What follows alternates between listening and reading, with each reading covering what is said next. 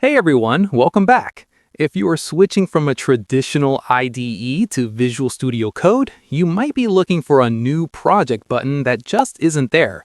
Because VS Code is a lightweight editor, it handles things a bit differently.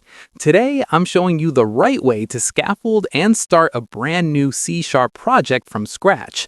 Let's get right to it. First, we need to get your machine ready. VS Code doesn't come with C# support out of the box, so head over to the Extensions tab and install the official C# extension. You also need to download and install the latest .NET SDK from Microsoft's website. This is the engine that actually builds and runs your code. Once those are installed, open Visual Studio Code.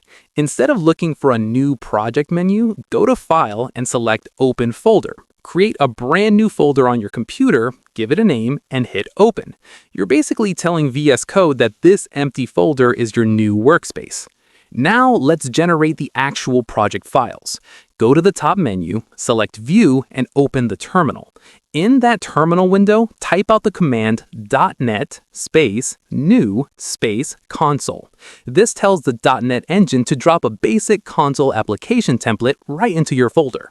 You'll see a few files appear in your sidebar instantly. Open up the program file and you're ready to start coding.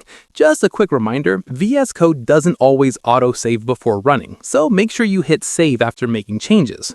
When you're ready to see your app in action, go back to that terminal and type .NET space run. Your program will compile and the output will pop up right there. And that's it. You have successfully scaffolded your first C# project. If this quick guide helped you get started today, please give the video a thumbs up and subscribe for more straight-to-the-point tech tutorials. Drop a comment below if you want to see how to build web apps with C# next, and I'll see you in the next one.